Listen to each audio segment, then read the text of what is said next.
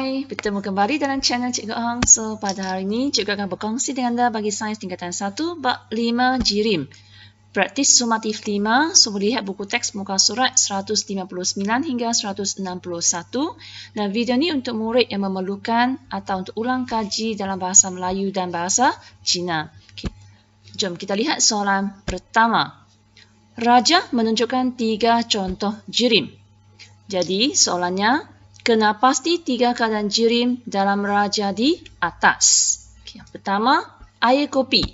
So, air kopi adalah keadaan cecair, batu, berpejar, udara di dalam balon, gas. Soalan 1B. Antara ketiga-tiga jirim tersebut, yang manakah mempunyai isi padu yang tetap? Jawapannya, sudah tentu ialah air kopi dan batu. Soalan 1C. Apakah perbezaan antara pergerakan zarah-zarah dalam batu dan udara di dalam balon? Zarah-zarah batu bergetar dan berpusing pada kedudukannya sahaja. Manakala zarah-zarah udara bergerak secara rawak, berlanggar antara satu sama lain dengan tenaga kinetik yang tinggi.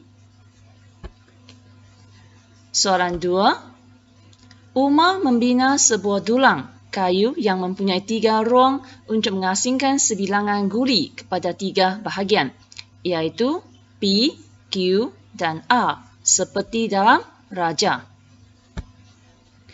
Dengan menggunakan teori kinetik jirim, huraikan pergerakan guli di dalam ruang P, Q dan R apabila Umar menggoncang dulang itu. Terangkan jawapan anda. Kita lihat jawapannya. Untuk P, guli dalam P hanya berpusing dan bergetar pada kedudukannya kerana ruang kosong di antara guli sangat kecil. Untuk Q, gulinya bergerak, menggelongsor dan berlanggar antara satu sama lain kerana mempunyai lebih ruang kosong berbanding P. Untuk R, bergerak secara rawak, berlanggar antara satu sama lain dengan kelajuan yang tinggi kerana terdapat banyak ruang kosong di antara guli. Soalan 2B. Berdasarkan sifat jirim yang telah dipelajari, bagaimanakah gas dimampatkan menjadi cecair di dalam tong gas? Contoh jawapan. Gas dimampatkan pada tekanan yang tinggi. Maka isi padu ruang menjadi kecil. Susunan zarah semakin rapat. Maka keadaan jirim bertukar daripada gas kepada cecair. Soalan B2. Berdasarkan sifat jirim yang telah dipelajari, bagaimanakah gas berubah menjadi gas semula apabila keluar daripada tong gas tersebut? So, apabila tekanan di dalam tong gas dikurangkan, isi padu ruang menjadi besar. Maka susunan zarah semakin berjauhan antara satu sama lain. Akhirnya keadaan jirim bertukar daripada cecair kepada gas. Soalan 3. Raja menunjukkan Elisha sedang meniup air sabun. A. Nyatakan keadaan jirim bagi udara dalam buih sabun. Jawapannya ialah gas. Yang kedua, nyatakan keadaan jirim bagi gegelang peniup sabun. Keadaan jirim ni adalah berpejar. Yang ketiga, nyatakan keadaan jirim bagi air sabun. So, air sabun wujud dalam keadaan cecair. Soalan 3B.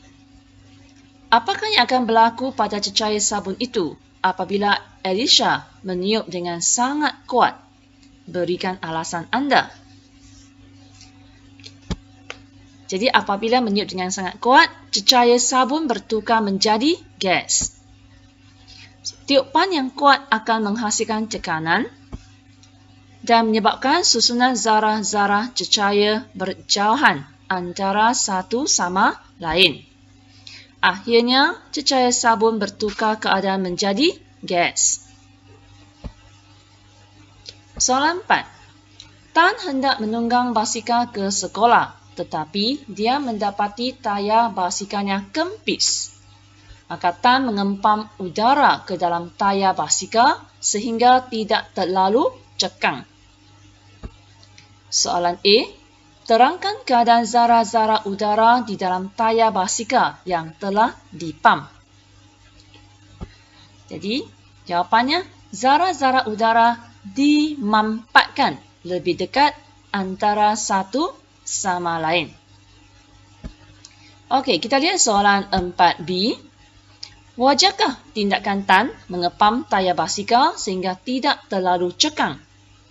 So, wajar atau tidak?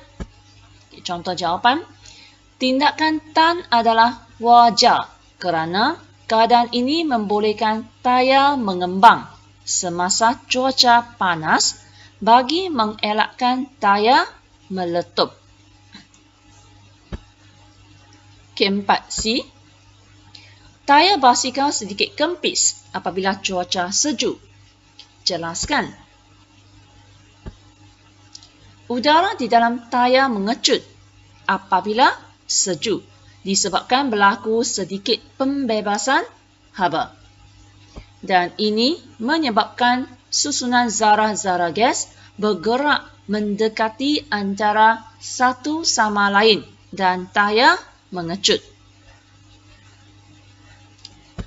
Soalan seterusnya, soalan 5. Ariana secara tidak sengaja telah mencampurkan garam bersama dengan daun teh kering.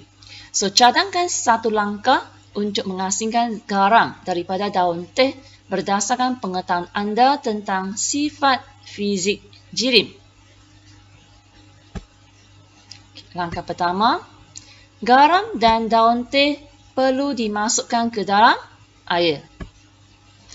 Maka kita akan nampak garam akan larut di dalam air, manakala daun teh akan terapung di permukaan air. Untuk mengasingkan garam dan daun teh, turaskan campuran tersebut. Maka daun teh akan melekat pada kertas turas dan keringkannya. Air garam akan terhasil sebagai hasil curasan. Sejakkan air garam tersebut sehingga hablo garam terbentuk. Soalan terakhir, soalan 6. Seorang pelayar kehabisan air minuman di tengah-tengah lautan. So, dia tidak boleh meminum air laut secara terus kerana akan mengalami penyahidratan. 6A. Bagaimanakah anda dapat membantu pelayar tersebut untuk memperoleh air tulen daripada air laut? Berdasarkan pengetahuan anda tentang kondensasi, cipta satu eksperimen yang boleh dijalankan dengan hanya menggunakan objek-objek dalam raja. Antara objek yang diberikan ialah bekas, bungkusan plastik, batu dan juga gelas. Maka langkah pertama,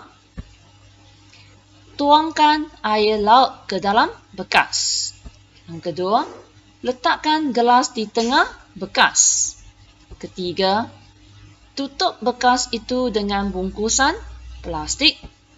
Keempat, letakkan sebiji batu di tengah bungkusan plastik di atas gelas.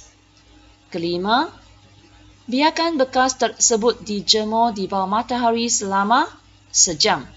Yang keenam, selepas sejam, titisan cecair tidak berwarna akan terhasil pada bungkusan plastik dan menitis ke dalam gelas. Soalan terakhir, 6B. Bagaimanakah anda dapat membuktikan bahawa eksperimen anda berjaya? Cadangkan satu cara yang mudah. iaitu kita boleh rasa cecair yang terhasil itu. Jika cecair itu berasa tawar, maka cecair tersebut tulen dan boleh diminum. So, sekian saja perkongsian cikgu pada hari ini. Sekiranya video ini bermanfaat, sudilah tekan like, share dan subscribe.